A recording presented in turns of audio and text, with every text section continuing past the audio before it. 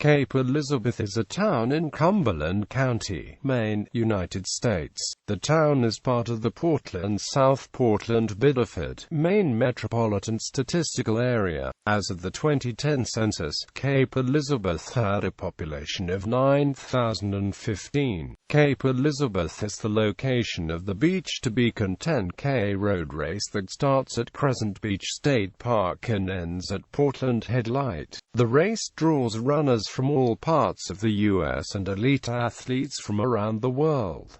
Cape Elizabeth only has one school department. Cape Elizabeth High School's team name is the Capers. History. At the southern tip of the promontory, Richmond Island was visited about 1605 by Samuel de Champlain and was the site of a trading post in 1628. John Smith explored and mapped New England in 1615, and gave names to places mainly based on the names used by Native Americans. When Smith presented his map to King Charles I, he suggested that the king should feel free to change any of the barbarous names for English ones. The king made many such changes, but only 4 survive today, one of which is Cape Elizabeth, which Charles named in honor of his sister, Elizabeth of Bohemia. The first habitation by Europeans was on Richmond Island. Without title, Walter Bagnall in 1628 established a trading post, dealing in rum and beaver skins. His principal purpose appears to have been to drive a profitable trade with the Indians, writes historian George J. Varney, without scruple about his methods. His cheating caught up with him in October 1631, however, when he was killed by the Indians, who also burned down his trading post. 2 months later, the Plymouth Company granted Richmond Island to Robert Trelawney and Moses Goodyear, merchants of Plymouth, England, who made it a center for fisheries and trade. By 1638, Trelawney employed 60 men in the fisheries. The first settlers on the mainland were George Cleave and Richard Tucker, who settled in 1630 on the shore opposite the island, and near the Spurwink River. They worked at planting, fishing and trading. 2 years later they were driven off by John Winter, Trelawney's agent. In 1636, Sir Ferdinando Gorges, Lord Proprietor of Maine, gave Cleave and Tucker a grant of 1,500 acres including the neck of land called Macagon, now Portland. In 1643, English parliamentarian Alexander Rigby bought the large existing Plough of Ligonia patent, which included the entire area including Cape Elizabeth. The Cape Elizabeth settlement located on the Fore River would be known as Purpledock. It was attacked during King Philip's War in 1675. During King William's War, in Major Benjamin Church's second expedition a year later, on the 11th of September 1690, he arrived with 300 men at Casco Bay. He went up the Androscoggin River to the English Fort Pejepscot. Further he went 40 miles upriver and attacked a native village. 3 or 4 native men were shot in retreat. Church discovered 5 English captives in the wigwams. 6 or 7 prisoners were butchered as an example, and 9 prisoners were taken. A few days later, in retaliation, the natives attacked Church at Cape Elizabeth on Purpledock Point, killing 7 of his men and wounding 24 others. On September 26, Church returned to Portsmouth, New Hampshire. In 1703, during Queen Anne's War, the town was destroyed. It would be resettled about 1719 or 1720. Cape Elizabeth became Maine's 23rd town on November 1, 1765, when it separated from Falmouth, as Portland was then known. Its first town meeting was held on December 2, 1765. South Portland separated in 1895 from Cape Elizabeth, which contains a number of houses designed by John Calvin Stevens. In 1872, construction of an artillery base began around Portland Headlight, which in 1899 would be named Fort Williams, after Major General Seth Williams of the Civil War. The fort was to guard the southern entrance to Portland Harbor. Active between 1899 and 1962, the fort was then purchased by the town for about $200,000. Today, Fort Williams Park includes Portland Headlight Museum, some remains of the military fort is the ruins of Goddard Mansion, tennis courts, a baseball diamond and grandstand, and other recreation facilities. The park is maintained by the town, which has repeatedly opted out of parking fees to ensure the park is maintained for use free of charge to the public. Geography. According to the United States Census Bureau, the town has a total area of 45.93 square miles, of which 14.70 square miles of it is land and 31.23 square miles is water. The nearest city is Portland. Cape Elizabeth shares a border with South Portland to the north and Scarborough to the south. The town includes two islands. Ram Island is a small and unoccupied island directly adjacent to Ram Island Ledge, home of the recently privatized Ram Island Ledge Light. The 226-acre Richmond Island, originally inhabited by Native Americans, then English settlers, is now uninhabited except by a small herd of sheep. It is privately owned by the Sprague family, the most prominent property owners in Cape Elizabeth, whose substantial estate also includes Ram Island Farm on the mainland. Cape Elizabeth is the home of three coastal parks: Fort Williams Park, Tulide State Park, and Crescent Beach State Park. Additionally, the Cape Elizabeth Land Trust, a private non-profit corporation, protects 560 acres of land on 22 different parcels for public use, maintaining a large system of connecting non-motorized trails on most. The town itself has 923 acres of land owned or under easement protection for conservation purposes. Demographics. 2010 census. As of the census of 2010, there were 9,015 people, 3,616 households, and 2,620 families residing in the town. The population density was 613.3 inhabitants per square mile.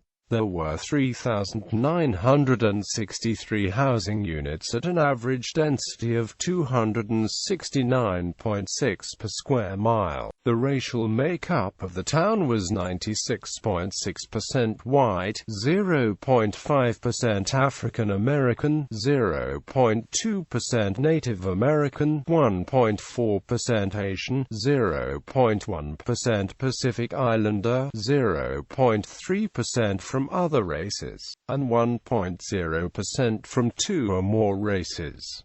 Hispanic or Latino of any race were 1.4% of the population. There were 3,616 households, of which 33.5% had children under the age of 18 living with them. 62.5% were married couples living together. 7.3% had a female householder with no husband present. 2.7% had a male householder with no wife present, and 27.5% were non-families. 22.9% of all households were made up of individuals, and 10.7% had someone living alone who was 65 years of age or older. The average household size was 2.49 and the average family size was 2.95. The median age in the town was 46.8 years. 25% of residents were under the age of 18, 4.5% were between the ages of 18 and 24, 17.3% were from 25 to 44, 37.3% were from 45 to 64, and 16.1% were 65 years of age or older. The gender makeup of the town was 48.2% male and 51.8% female. 2000 census. As of the census of 2000, there were 9,068 people, 3,488 households, and 2,605 families residing in the town. The population density was 615.5 people per square mile. There were 3,724 housing units at an average density of 252.8 per square mile. The racial makeup of the town was 98% white, 0.3% African American, 0.06% Native American, 0.99% Asian, 0.06% Pacific Islander, 0.12% from other races, and 0.49% from two or more races.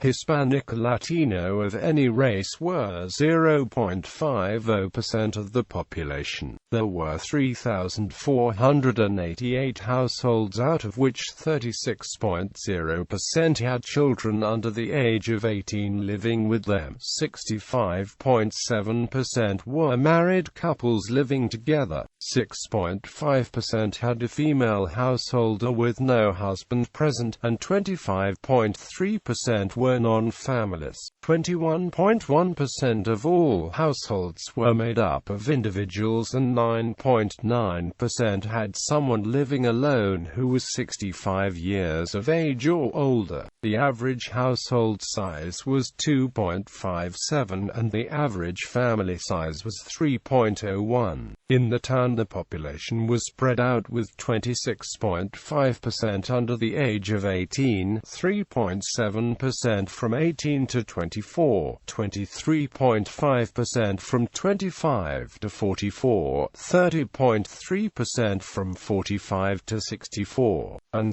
16.0% who were 65 years of age or older. The median age was 43 years. For every 100 females there were 91.4 males. For every 100 females age 18 and over, there were 85.4 males. The median income for a household in the town was $72,359, and the median income for a family was $86,126 in 2000. Males had a median income of $61,128 versus $32,500 for females. The per capita income for the town was $37,983. About 1.3% of families and 3.1% of the population were below the poverty line, including 1.5% of those under age 18 and 8.1% of those age 65 or over. Schools. The Cape Elizabeth School Department consists of Pond Cove Elementary School, Cape Elizabeth Middle School, and Cape Elizabeth High School, the town's only public schools. The Cape Elizabeth School Department offices are located across the street in Cape Elizabeth Town Hall. No private educational institutions, with the exception of preschools and daycare centers, are located in Cape Elizabeth. The high school had its first graduating class in 1877. Cape Elizabeth is home to one of the oldest continually operating preschools in the Greater Portland area, Ledgmere Country Day School. The school first opened its doors in 1935 and has been operating in the same location ever since, though under a number of different owners. Government and politics.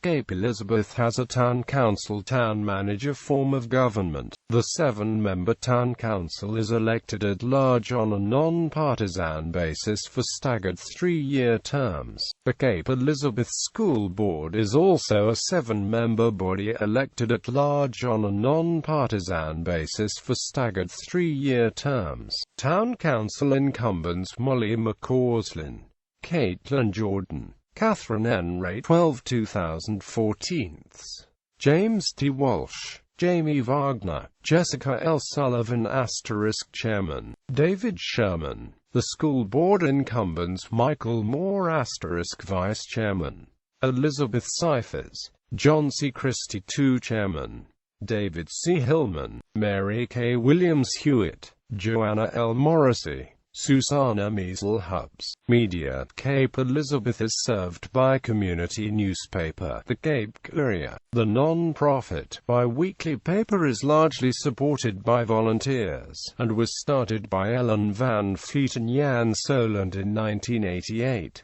The Current, a weekly that began publishing in 2001, also serves the town, as well as the neighboring communities of Scarborough and South Portland. The earliest newspaper in town was The Casket, published in 1868 by George Libby, a realtor. The Coast Watch was a weekly newspaper started in 1895, lasting 20 years. In 1881, the Cape Elizabeth Sentinel was published in Ferry Village, now a part of South Portland. This weekly lasted nearly 30 years. Sites of interest: Beach to Beacon 10K, Cape Elizabeth Lights, Crescent Beach State Park, Fort Williams Park, Portland Head Light, Ram Island Ledge Light, Spurwink Congregational Church, Spurwink River, Two Lights State Park. Notable people: Joan Benoit Samuelson, gold medalist in 1984 Olympic Marathon; George Cleave, early settler; Elliot Cutler, lawyer, entrepreneur, politician; Cynthia Dill, lawyer and 2012 Democratic candidate for United States Senate; Eleanor Espling, politician; John Ford, film director; Richard D. Hughes, lawyer, Speaker of the House of the Maine Legislature, State Senator, Cumberland County Commissioner; William J. Iata, Jr., Federal Court of Appeals Judge; Dorothy Bush Koch, sister of former President George W. Bush; Samuel Longfellow, clergyman and hymn writer; Jean Ginn Marvin, State Legislator; Nancy Masterton, State Representative; Vincent L. McCusick, a former Chief Justice of the Maine Supreme Court; Gary Merrill, actor; Dodge Morgan, sailor, businessman, and publisher; James C. Oliver, U.S. Congressman; Elizabeth Oakes Smith, poet, writer, and women's rights activist.